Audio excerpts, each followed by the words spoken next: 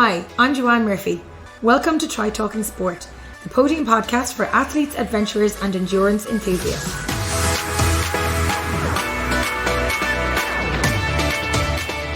Welcome to episode 4 of Try Talking Sport.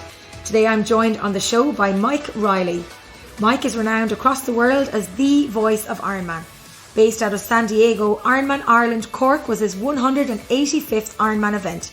He has called close to 400,000 athletes across the line to the legendary words of, "You are an Ironman." This year, Kona, Hawaii will be his 31st year on the Big Island to call people home at the Ironman World Championships. He is an Ironman Foundation Ambassador Team Captain, a member of the Ironman Hall of Fame, the USA Triathlon Hall of Fame, and the Running USA Hall of Champions. He has recently released a new book called Finding My Voice. Aloha, Mike Reilly. Céad míle fáilte to Ireland. Céad míle fáilte to Try Talking Sports podcast. I am delighted to have the voice of Ironman join me on this episode. Aloha back to you, Joanne. Welcome. How are you? I'm fantastic. I'm great. So tell me, why are you in Ireland, Mike? I'm in Ireland for IRONMAN Ireland Cork. It's actually an honor to be here, and I love doing and being a part of first year events, mainly because I get to see the look and the awe in the community, because they have no idea what's coming their way on Sunday. They have no idea. I mean, they have an idea that, to swim, bike, run, but when they see the passion and the excitement and the look on competitors' faces when they come through the finish line, they'll be affected for the rest of their lives. And I know that because I've seen it over and over again. So that's why I'm so excited about being here to see how you all is going to take this race in. You all are y'all. Y'all. We've been practicing some y'all. of the pronunciations. How hard is it? Y'all. I know. Hey, y'all. Hey, y'all. What's up? I know. Y''ALL for Yes, y'all. yes. Well, Cork is my home county, but obviously I'm a Cork girl by birth, but a Galway girl by heart. And we're actually in the hotel room here, in the team hotel room, and we're looking out over the expo area where the athletes register, where the merch is, and just 2 kilometres away from us is where the race will start on Sunday. And obviously this episode is being recorded before the race itself, but there's great excitement in the town. You arrived here yesterday from San Diego? Right, San Diego. And as soon as I got here, I went across to the expo and I met John, our race director, and Dean and Leah from the merch store, and started meeting everybody. And the Ironman roadies, or carnies as I call them in my book, and I acknowledge them because of what they do. And it's a very tightly knit family that put on Ironman races, whether you put one on in here or Frankfurt or Lake Placid, New York, or Kona. It's a tight-knit family, and they all are doing the same job of making sure that everything is perfect for the athletes on race day. That's their number one goal, number one objective. And it's not just the events team that have lots of preparation to do. It's the announcers have a huge amount of work to do as well. And I know that you and I have been working quite closely. I wake up and turn on the mic and yeah, whatever. Here we go, baby. Yeah. That we've worked quite closely in terms of prep for the race as well, to try and make it look seamless. That what we do to increase the experience for the athletes is powerful as well for them from the minute they step into transition on race day morning. Now, I've always lived by the 5 Ps. Proper planning prevents poor performance, and the more you're ready for an event and the more knowledge you have in your head, the more comfortable you feel. And when we speak over a microphone, people hear our inflections, they get our attitude. We're able to bring up a crowd and keep them up, because it's all about one thing. It's about the athletes. So I want spectators in the community to give them as much praise as they possibly can. And the more information we have about the event, the better it is for everybody. And music plays a huge part of that as well on the day, in terms of getting playlists and everything together, because music resonates with people, so they might forget about the little bit of pain they had throughout the day, but they remember the music that took them out of the bit of pain that they had. So that's a huge part of it as well. Music, it's a universal connector. Music has always been a global connector. And it's funny, I'll play music from the 80s and I'll watch a 19-year-old singing the song word for word like I will the 60-year-old. I go, oh, the 80s, everybody loves the 80s. You know, it just seems to be, and no matter if it's a U2 from Ireland or the Rolling Stones or whomever it may be, it doesn't matter what country the band's origin's from. People recognize the songs. You know, songs are just universal. So I get a lot of requests. Hey, Mike, can you play this song by Shania Twain when I come in? I go, no, that's not going to happen. We build the playlist before. And in the U.S. now, there's a company that actually does most of the music. I'll interject some songs here and there, but you just can't set it up for someone. No, but we've had loads of requests for different songs specifically for Ironman Ireland, and some of those songs will be on the playlist on Sunday. But Ironman Ireland is very special for you, Mike, not just from your announcing perspective, but actually because you are part Irish. But I suppose every American is part Irish, but you have very clear connections. Every American is part Irish. Yeah, they are. Jimmy Wojciechowski would agree with that. Sure, Jimmy came from James, which came from Seamus, from the middle of Roscommon many years ago. But you have got Irish connections, which makes this race even more special for you. Yeah, it's very special. You know, I'm a Michael Joseph Patrick Reilly, and say that again because you said it very quickly. Michael Joseph Patrick Reilly. But yes, we do. You know, County Cavan, County Leitrim, and we've gone all the way back to our ancestors that came from Ireland to the U.S. We actually, my family, my 6 brothers and sisters, and I actually maintain the cemetery in southern Michigan that the family is buried in. That the original Michael and Elizabeth were the first 2 to come over.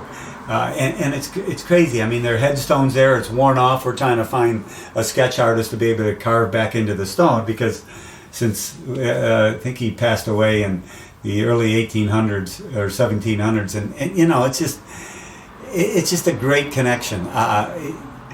Family is everything, and when you can know that your ancestors, and you know, it was tough back then to be able to do what they did, to come from Ireland. Can you imagine traveling from Ireland to the U.S. and trying to find a new life? And then there was a lot of discrimination with the Irish all through the early part of the U.S.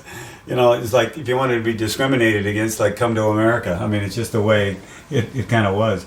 But yeah, the connection is heavy, and I adore it. This isn't your first time to Ireland. Obviously, you announced the Ironman 70.3 in Galway back in 2011, and that's where I met you first, and that's where my trajectory of announcing started, which was phenomenal. But you came back with your family to actually trace your roots a bit more in the meantime. We did that before. We did that in the 1990s after my mom and dad passed away kind of close to one another. The 6 children at my mom's funeral go, we're only getting together at like funerals. So I actually said, hey, I'll tell you what, let's go to Ireland a year from now. And I designed a trip, and we did the whole country in a van, just the 6 brothers and sisters, no spouses. And did you kill each other? We didn't kill each other. And the age range difference was, there's a separation of like 22 years between youngest and oldest. So my younger sister and I, because we're the youngest, we're with the 4 older brothers and sisters, hearing stories we'd never heard before. And we went and ended up in Cavan and Leitrim, and, you know, went to a cemetery where Monsignor Reilly was buried. You know, it was just great. Then my one brother, Patrick, actually came back home, retired, and bought a resort in the Ozarks in Missouri, and called it the Irish Hills Resort. And he had 12 cabins, and he named the 12 cabins according to the route. One of them was Kinsale, one of them was Waterford, one of them was Galway. He's got all the route we did in Ireland. That's how he named his cabins in the Ozarks. So that's how thick it is for us. Yeah, it's a very close connection. Yes. Yeah, and you have come back since. We've come back a few times. I came back and brought my wife Rose and the kids back when they were young. And then came back again with my brothers. So I've been, 6 or 7 times over. So I want to go back, Mike, and talk about the early years before you ever got involved in Ironman announcing, and come back to you went to college to become a teacher. I did become a special ed teacher. Yeah, but that went way to the wayside back how many years ago when you were running? Oh gosh, I taught for 2 years, but I got into running in San Diego. I wrestled in college, and then hooked up with a running group, and couldn't believe how fast these guys were. And one of the first runs I did was in Balboa Park, which is a very hilly terrain in San Diego, but a beautiful park. Like a Central Park in New York, San Diego has Balboa Park. And I show up for this Wednesday night run, and there was a girl there. This was 1978 or 79. And I was invited by a couple of the guys. I go, this girl's going to run with us? Well, she led. We did an 8-mile run to Balboa Park.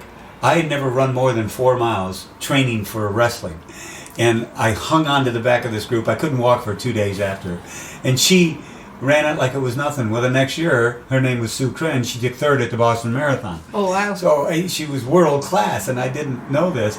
So I got into running heavy duty and started running, 10Ks, half marathons, and did that all through the 70s and 80s. Ran a ton. When you were wrestling as well at the same time, or did you just... No, this was after university. This is after I was done, yeah. And then you ended up working in the industry. Right away after my brother and I had the running shoe stores, we sold those, and I became a sales rep. I represented Saucony. I was the first power bar rep in the U.S. I represented Timex watches. I represented, tennis ball lines, but a lot of things in the endurance business. I actually started the Saucony triathlon team. That Tell me more about that, yeah. Who was on that first team? Scott Tinley. We brought Greg Welch on, Carol Montgomery. There was some pretty big athletes on that team. So you went from working in the industry and running. So where did the break come for the announcing? How did that come about? And don't tell me I have to read the book to find out. It was a running race in 79. I was hurt. I had a bad hamstring. So I showed up because it was down at Mission Bay. That's where all the 10K and 5K races were. And the race took off, and Lynn Flanagan, who I knew was a race director, she goes, "What are you doing?" I go, "I got a bad hammy. I can't run." And she goes, "Well, I got this microphone and speaker. I was just going to say the people's names." So she gave me a dot matrix printout from her computer, which I looked at. I go, "Oh my God!" Of the entries' names, there was like 300 people in the race. She goes, "Why don't you know everybody? Why don't you call their names?" Well, first thing I thought of, I could make fun of my friends when they're finishing. I go, okay. So I started calling people's names, and I saw the reaction on their faces, like, whoa, somebody just said my name and said good job or well done, and friends would come in, and afterwards they go, "God, that was great. You got to do that again." And I go, "I'm going to run the race." So Lynn asked me about a month later, and I was racing a half marathon that she was putting on. And I said, "No, I'm racing. I don't want to do it, because it wasn't the thing I was going to do." So anyway, she called me again a little bit later for another race and said she'd pay me like $100. I go, "Are you kidding me? You give me just a BS on the microphone?" I go, "Hell yeah, I can run the race anytime." So that's how it began. And next thing you know, people kept calling me and go, "What are you doing this weekend?" "Well, I was running your race." "Hey, I'll pay you $200 if you announce it." I go, okay. So it just grew from there, and then triathlon came into fruition in San Diego early on. I did my first triathlon was a half Ironman. Oh, where was that? It was with the Navy SEALs. Our goal was just to pass Navy SEALs on the run because they could swim like the fish. They rode well, but they were big guys. They didn't run well. So I remember passing them all, and thinking, I hope they don't kill me. And then I just started announcing a lot of triathlons. I actually was the co-race director and announced the first ever professional triathlon in the world in San Diego. First time pros ever got paid. Wow. Yeah. In the race with Scott Tinley, Mark Allen, Dale Busescu, who that name you wouldn't know, but he was one heck of an athlete. And Dave Scott in that first race. How long ago was that? That was 80. 1980. Yeah. Wow, things have moved on a lot from then, haven't they? Uh-huh. So you were announcing running races, announcing triathlon, where you actually started training. You were watching Kona at one point or something, weren't you? And then you were saying, "God, I want to get to Kona." You were starting to train yourself to do... Remember, I lived in San Diego. Everybody lived there and trained there. All the top triathletes in the world. The only one, Dave Scott, was up in Northern California. But, Mark Allen, Paula Newby-Fraser, Paul Huddle, they were all based in San Diego. We'd do a Tuesday run, Wednesday ride. That was together. Then you worked out on your own. And those Tuesday runs, and Wednesday rides were killers. Everybody was in them. So I would just try to hang on. And then come October, they'd all go to Kona. And I was so jealous because this was 81, 82, 83, 84. Bob Babbitt would go. And I go, I want to go there one day.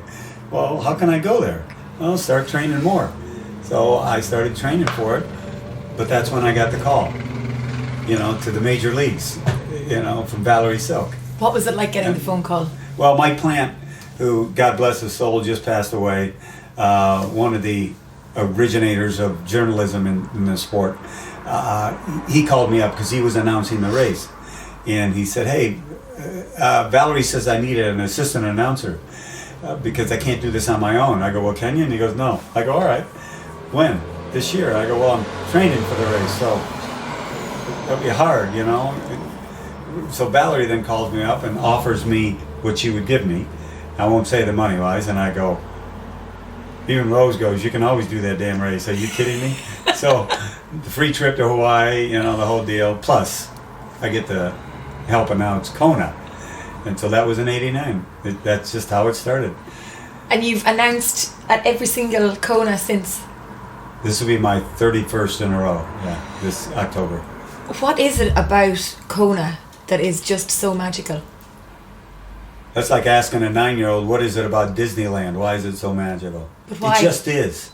It's for people who are listening, who maybe aspire to go to Kona and potentially will get there, but more so for the people who will never understand what it is like to stand in Kona and watch the race, or to be part of it, whether it's as a volunteer or as a medic or as an announcer or as whatever part, or as an athlete, whatever part of it.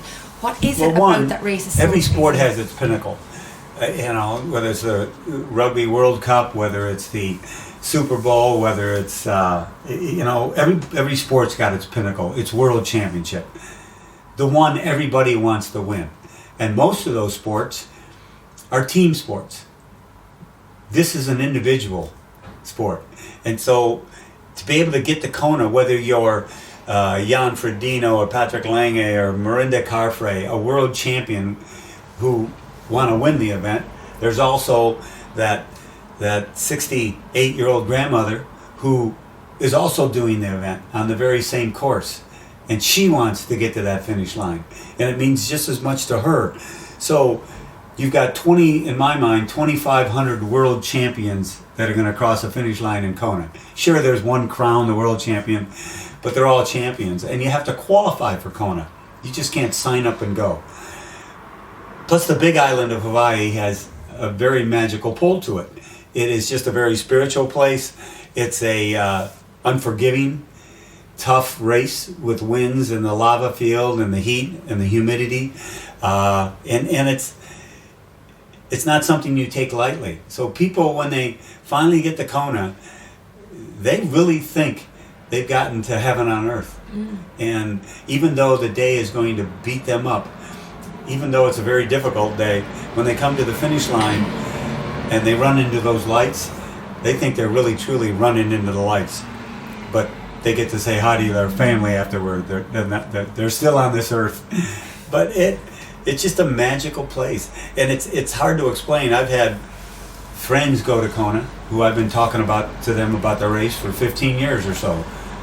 Neighbors of ours did this one year, and he came up to me and he goes, "You never told me it was like this." I go, "Dude, I've been telling you forever what Kona's like." "No, your words never did it justice.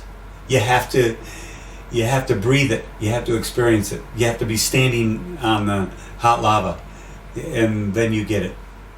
It is actually, it's amazing when you step off the plane in Kona. I mean, coming from Ireland, even coming from like the States, yeah. You're just hit with the heat, the humidity, and it's amazing. It really is amazing. It's a very magical experience just even to get there. And it's a very slow pace. The locals are beautiful, beautiful people, and the Hawaiian culture is deep in history and spirit, and they don't take that lightly.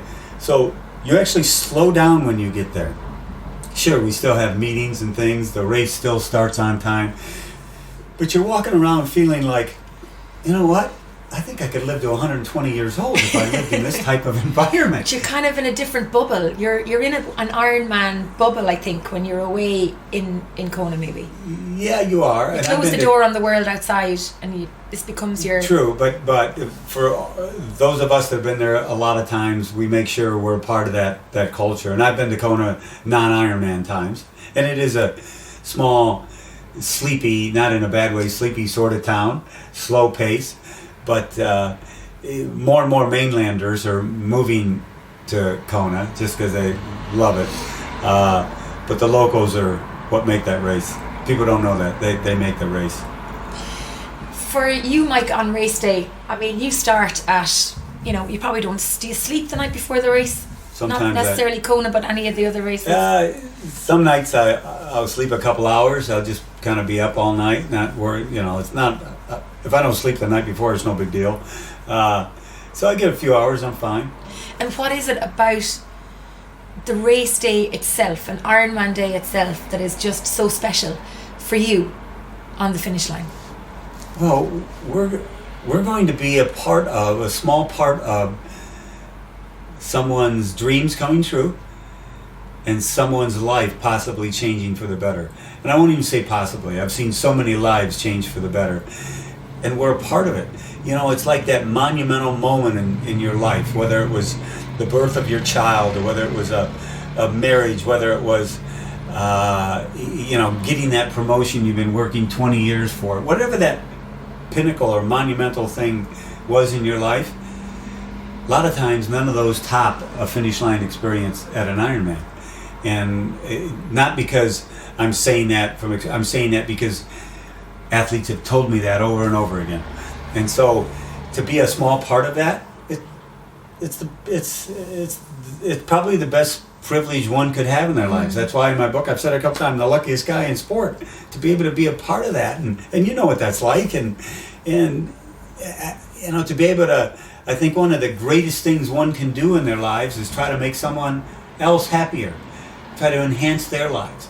Not because of who you are or things, but all of a sudden, if your words and your actions and your attitude can help infect someone else's life so that it adds luster to it, my gosh. And I get to do that 2,000-3,000 times a race. I mean, just by 4 words or telling them they look, like $1 million. Sometimes I think, you have to pinch yourself when you're at the finish line of a race and kind of go, wow, this is my job. I'm so privileged and lucky to be here, to have a small part in the journey, as you mentioned, for somebody to cross that finish line. And those 4 words, I'm not going to say them, you can say them.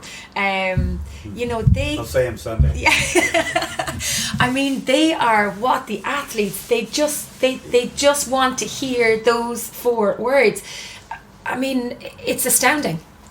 They've taken on a life of their own, and I dive into it.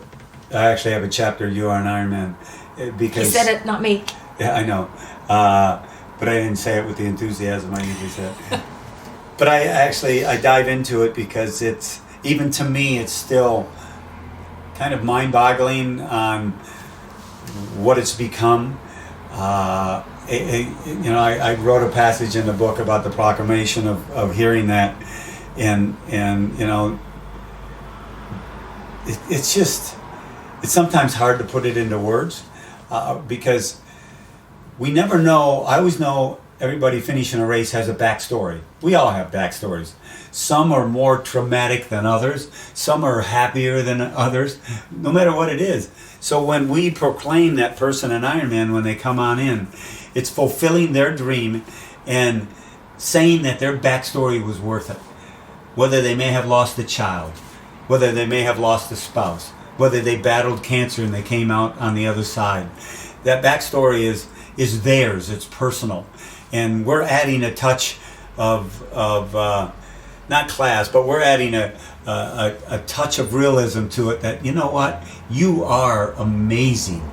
What you just did there, and nobody ever for the rest of your life can take this away from you. And you don't let them take it away from you. And all those words I just said just now, that's what You Are an Ironman represents. It represents so many things in their lives. And so it's not just saying job well done at the finish line. It's saying you are an amazing person, and what you just did shows the world what you are. Because what you are speaks louder than what you can say, and it's true. And when people say to me, "Well, I can't do this because of this reason," I can't. I go, I don't want to hear it. Excuses to me are invalid. I've seen every excuse in the book get rolled over and come across the finish line. Whether it's a double leg amputee, whether it's someone who was crushed by a bus in New York City and should not have even lived, and crosses the finish line, 4 years later. You can't go there with me. I don't believe it, because I believe the other side. I believe the positive side. I believe, and if you live your life like that, watch what happens. Excuses are invalid.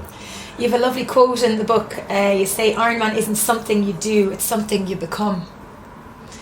And I think it's not just about crossing the finish line on the day, it's about the journey to get to an Ironman. The journey is difficult and tough, but it's also healing. It also transforms a person. It helps them cope with something that could have happened in their life.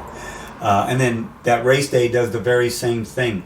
It's like they're building that unbelievable birthday cake, and it's got 3 layers to it, and their training's done.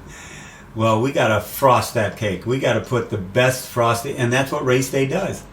And as soon as they come through the finish line, boom, it's all frosted. It's like it's complete, and it tastes wonderful. That's one way to describe it. It tastes so good. What do you dive into first? The frosting, the finish. Yeah. You enjoy the spoils of your victory. And the emotion, I think, is massive on the finish line. More so at an Ironman full distance than at any other distance on a race. I think just the amount of emotion that you see on the finish line, you see people breaking down. Their bodies are breaking down, but they break down. They want to hug you. They want to cry. It's amazing. It's actually, you'd want to be a very cold person to not be moved by some of what we see on the finish lines. Yeah, if you're not moved by what you see at an Ironman finish line, you better reevaluate who you are. And most people are moved. Yeah. Even the people that think they can't be. And really, I told stories from the book that affected me dramatically and inspired me and motivated me, made me laugh and made me cry. And all I wanted to do was put into words those stories so people could realize that I'm not trying to teach lessons. Nobody wants to be taught a lesson. We're big boys and girls. The best lesson you can learn is the one you teach yourself, because you'll take that with you forever. So when I'm able to tell those stories, I have grown macho men have come up to me and go, "You son of a bee. By page 38, you had me crying. How dare you?" I go, "What do you mean?" I don't believe that. What it pulled out of me. And we all have that in us. And the crying or the laughing, it's who we are. And that's what a finish line is. This book is a finish line. They're crying, they're laughing, they're drooling, they're leaning, they're falling, it's just life. Ironman is life. Ironman is life. I want to come back, and actually I'm going to get you to tell me a little story out of the book. Just one story that stands out for you in the book that you want to tell us. He doesn't want to tell me any story, but I'm going to make him tell me a story. I'll tell the Lynn story because it referred to something we've already talked about. All the names in the book are the names except Lynn is a pseudonym. Lynn did Ironman Arizona, and I didn't know who she was, but I called her in. And then after the race was over, I received a note from her on my Facebook page on a private messenger, and she told me what she had been going through. She'd been going through some very tough mental issues her whole life, tough background, and actually showed me the suicide note she had written to her family. And this was a suicide note that she was going to give to her family because she was going to do that before Ironman Arizona. Yet while she was training for the race, she kind of confided in a friend. She goes, "You know what? you got to wait until you hear what Mike Reilly says to you at the finish line. This is what this guy says to her. So she goes, all right, I'll wait to do it until after the race. What the hell? So she does Arizona. She comes in. I bring her in, and she told me, I said everything. I said other things that are between me and her on race day to her, because I'll say other things to people. And she swears she heard the song Someone Saved My Life Tonight by Elton John when she was coming in. So after the race, she wrote to me, showed me her note, and says, I'm good. I'm not going to do it. You saved my life. I go, I didn't save it, you know. She gave me her phone number, and I called her up. This was 2000, I think it was 14. We still communicate all the time. She's doing wonderful. She's done a couple of races since. She's strong. She's well. It brought to mind with me, you know, there's all kinds of things, as I said before, about backstories, but, you know, the mental issues people never want to talk about, because it's not like, you know, someone had breast cancer, or someone prostate, or, you know, whatever, leukemia.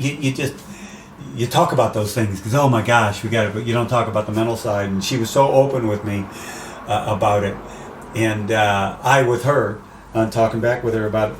And so I had to write about that. And when you read it, you realize you think you may have it tough in your life, but if you have issues on the mental side that are telling you to do things you sometimes know they're not right, but she has put it all together. For some reason, that single act, that single night, catapulted her into a new way of her life.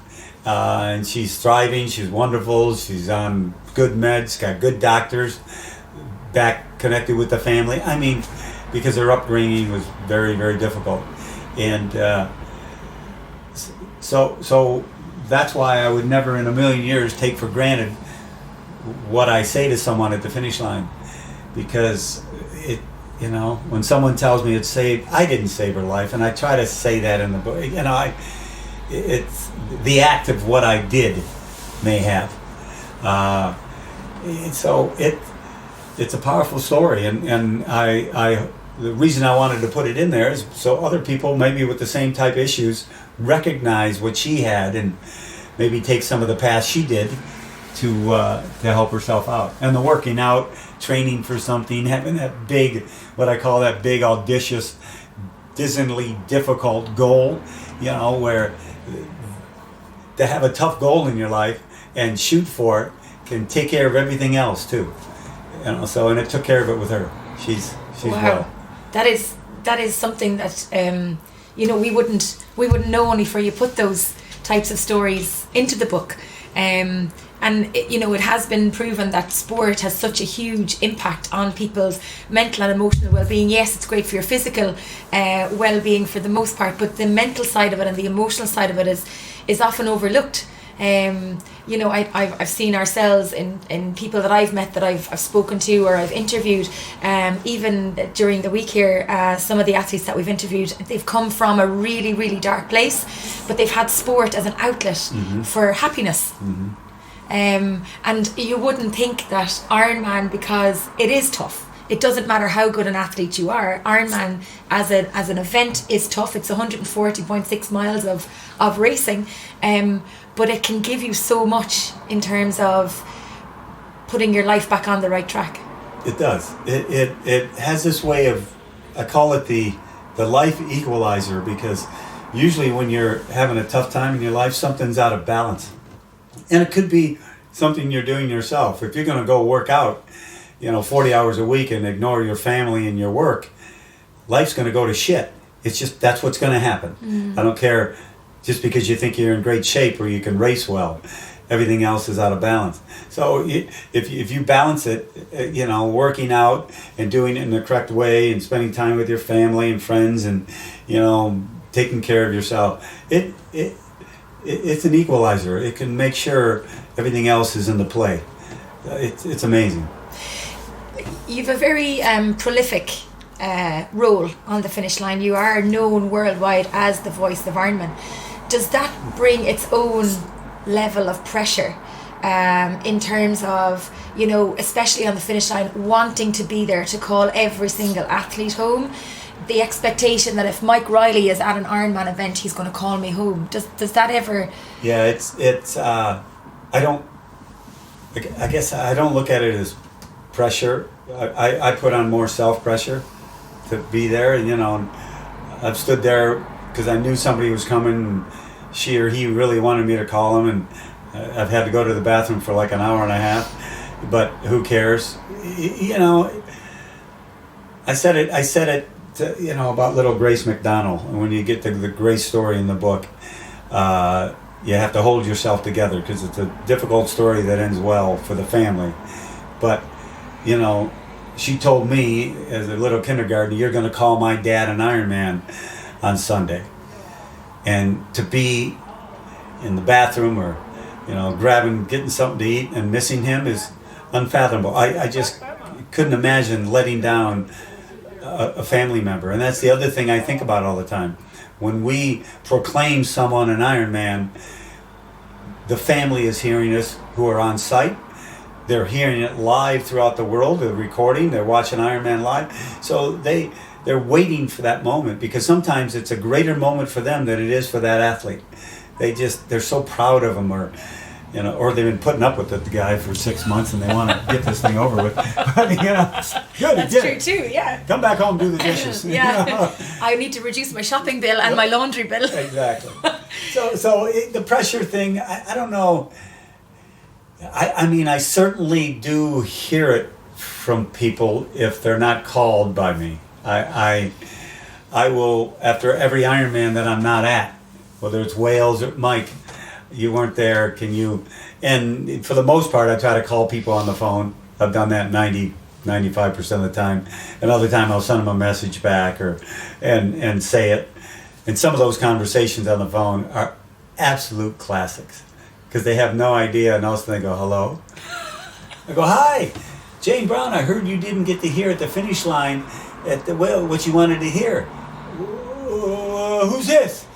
And so I'll keep up. Is this Mike Reilly? There's no way. Yeah, it is. It's me. And sometimes they think they're getting punked or whatever. and then we talk for a while, and then I do it, and it's just, I almost lose it every time I do it, because I know, because guys will lose it. I'll hear them, you know, the women will lose it, start crying, or call the family over so they can hear it on the phone. And a lot of them, I'll do it, and they'll say, can you call back in 2 minutes and leave the recording on my phone? I go, no, I gave it to you once. I'm not gonna call back and leave the recording.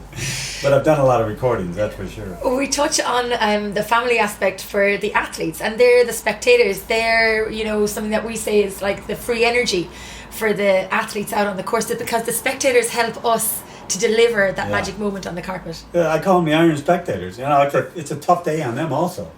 But I always challenge the spectators. You got to go home with sore hands and sore voices. If you do that, I know you're giving those athletes everything they deserve, because it's all about them. I love looking at, you know, the grandma and grandpas, or the aunts and uncles, or the mom and dads at the finish line when they're coming in. The look on their face and the expression when we yell their name and call them an Ironman. Sometimes I look at the family and not the athlete and go back and forth, because you always know which athlete, if they got a sign, and when they got the sign, I'll yell out, hey, is Billy on the way? Oh my God, yeah. You know, when they just hear their son's name or whoever it may be. But you get energy off that as well, don't you? Oh, because yeah. the spectators help us to build that atmosphere. No doubt. Yeah. You know, people go, how do you go that all day? I go, well, you're drawing from everybody around you. I mean, the excitement. I'm drawing from the athletes, drawing from the spectators, drawing from watching the race crew put on the race because of what they're doing. It's like one of the best musicals ever, and it's going to crescendo at midnight, and I just know that's going to happen. I've been involved with it so many times, and it's a beautiful thing to be a part of and be in the middle of. You get to travel the world as well, which is fantastic. New Zealand, Australia, Europe, Ireland, across the States. I know, it's kind of like a pinch myself moment, really, isn't it? Sometimes I'll be going for a run, or I'll take a bike, and I'm riding through the town, and in New Zealand or Australia or even at home in Lake Placid, and go, are you kidding me? I wouldn't normally probably come here. Maybe I'd go to New Zealand one time in my life. And I have friends go, I gotta make a New Zealand trip one time in my life. And I'm afraid to tell them I've been there like 20 years in a row. They go, what? So same with Australia. It just, and the one year they brought me, I came over and did Frankfurt. I watched Frankfurt. Frankfurt was the first Ironman I was ever at that I watched and didn't announce. I've only done that twice.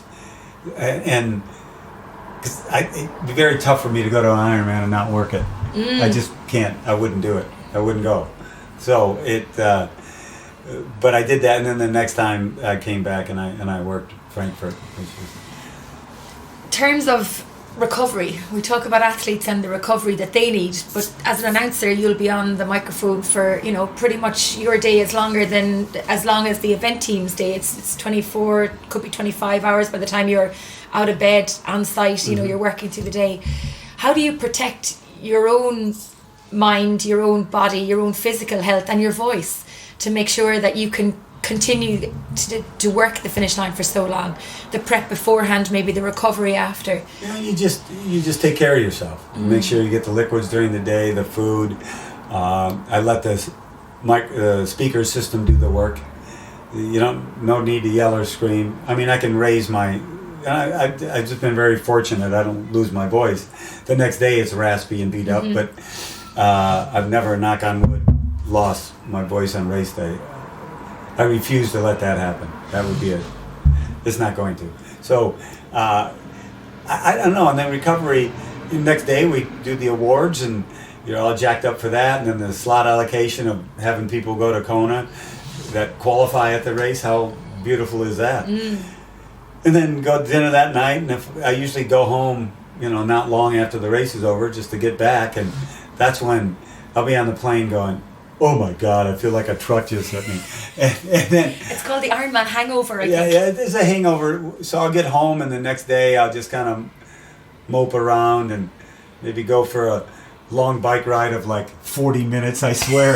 I think I'm out there forever just to get moving. And by the day after that, I'm, okay, here we go, I'm good. So the recovery is, some are a little longer. The Kona week is a little longer. I actually stay there 1 or 2 nights after. That's my recovery. Because if I came right back home, you're into and just to relax there on the islands, it really helps. Because I've come home right after the race and been beat up for a week. And go, God, but Kona's Monday there's something, Tuesday, Wednesday, like Saturday to me sometimes seems like a rest day, on race day. On race day, yeah, I was about to say Saturday is race day, yeah. Oh, wow.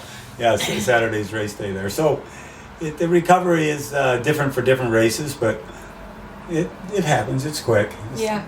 And of course, Rose is with you here in Ireland as well. I had a great chat with Rose over breakfast this morning. So you're married 44 years in August. Yes.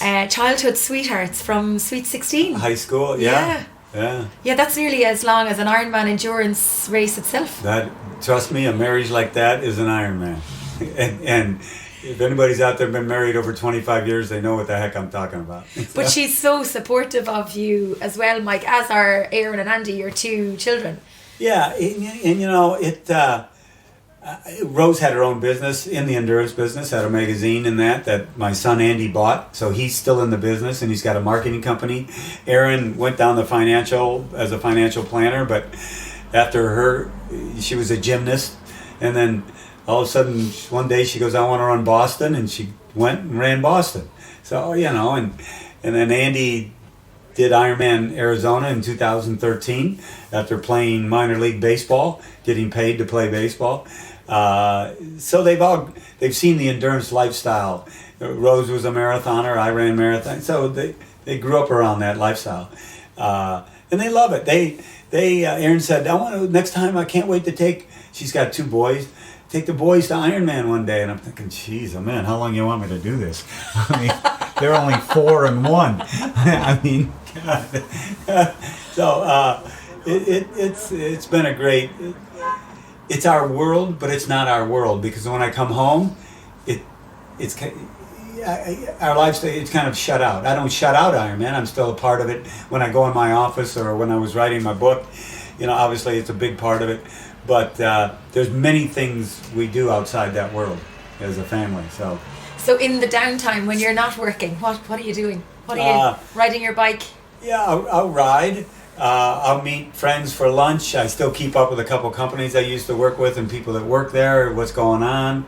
I'll work with my son at his marketing company, if he needs any advice. For the last 18 years, I've been on the organizing committee for the largest running conference in the world, Running USA, and I still MC that. I'm one of the founders of Triathlon Business International, which is based out of the U.S., which is a organization for the businesses of triathlon.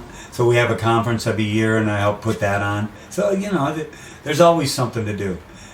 But since I don't have a day job, I don't go anywhere to work anymore, it kind of feels like because I've always had, I come home from an announcing job, I come home from Australia, I'd get home Monday night, and I'd be back in the office on Tuesday, and then work. And that's what started to get me down. I go, God dang, how long can I do this? So about 4 years ago, I said, I'd get rid of the day stuff.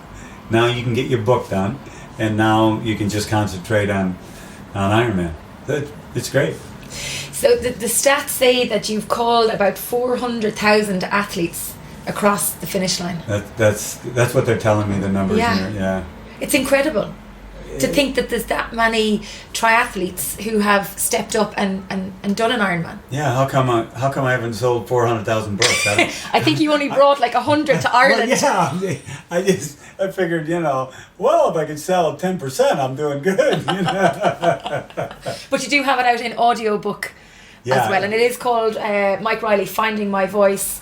And you can get it at Mike Reilly. Just go to MikeReilly.net. It'll give you all the outlets to get it: Amazon, Barnes and Noble, all that good stuff. One of the things we haven't touched on, which I just want to quickly chat about, is Women for Tri, because you're involved with the Women for Tri movement as well. A hugely positive aspect of Ironman, trying to encourage more women to take up the sport of triathlon. Yeah, Women for Tri is a run by the Ironman Foundation, and I'm the ambassador captain of the Ironman Foundation. And the Women for Tri program, I think, I've always been such a proponent for more women just to get active and be in the sport and be a part of the sport and not be afraid of the sport, So what Women for Tri has done is make the entry and the introduction much easier, much softer, much, something you can go with a friend and go, this is not so bad. And there's other women like me that may have had the trepidation to get into it, but they talk to someone, hey, I did it. And you talk to a Moira Haran, and she, she can get you involved quickly. And there's great ambassadors like yourself here in Ireland for Women for Tri that once you have a conversation with you or Moira or others, I think what they realize is they go, I can do this. Because none of us can go and do something we've never done before and jump right in. Not whether it's triathlon or running, but even on a job, or if someone says, hey, go do that. What do you mean? I've never done that before. What do I got to do? You don't, and so the physical aspect of, the swimsuit of getting in the water, because if they don't have a swimming background, there's always fear about that. And then I haven't been on a bike in, 18 years. What are you talking about? So, the Women for Tri, I think, has done a tremendous job, and they are increasing the numbers of how many women are coming into triathlon. And there's so many women out there that run 5Ks and 10Ks, and they're in decent shape anyway. So they go look at a triathlon of a sprint distance or whatever it may be. I always say, once they get their toes wet, they're hooked. Well, I also think as well it's about the triathlon spirit. It's the community spirit as well that... I suppose in running, cycling and swimming specifically, you're in that specific community. But when you're in triathlon, you're meeting such a wide range of people because you might be a good swimmer, an average biker and a great runner. You're training with different people all the time. So you might turn up to a swim squad training session, but you might know anybody that's swimming, but you might have met somebody the day before at track and saying, okay, I'm going to go swimming because I now know you. So you've got that whole wingman or wingwoman mentality, and no matter how confident you are, I think walking into a swimming pool to try and do a swim meet, it's very daunting, even to go out on your bike having not been on it, or to go running. And I think, you know, with triathlon, and you kind of see it as well here in Youghal. This morning I was out running really early, and not only the triathlon community are here, they all said hello, but the people themselves, like the local residents that were out walking the dog, walking to work, like everybody is just great. I know a lot of athletes are in competition with each other, but actually it's an individual sport, but we actually help each other along the way as well. And I think that's it's the triathlon spirit, I think. It's a strong fabric of knitting everybody together, and it does it in a very short period of time. It's just a matter of one or two conversations, and next thing you know, you're getting in that lane in that pool, or you're getting on the bike, and it's a very helpful environment. No, it's not like, oh, I want to be faster than her if somebody comes in. That's not how it's looked at. It's looked at camaraderie of, I want you to succeed. So what if I do this race and it's, 10 minutes faster than you? Nobody cares. That's not the deal. The deal is we all came to the finish line together. We trained and went through the same thing. When you have a shared purpose with someone else, shared in a tough training session, or shared in maybe a tragedy that happened, you share with somebody, you connect with them because you have that shared purpose. And it's so positive in the triathlon work. I've had women come up to me and go, oh my God, I'm 42 years old, I'm getting a triathlon, and I've been doing this for 2 or 3 years now, and some of my best friends now are friends I met 3 years ago in this. And you go, yeah, I still have high school friends, you have a connection, but for some reason, this connection of this shared purpose and friendship is a quick bond. It's not a fake.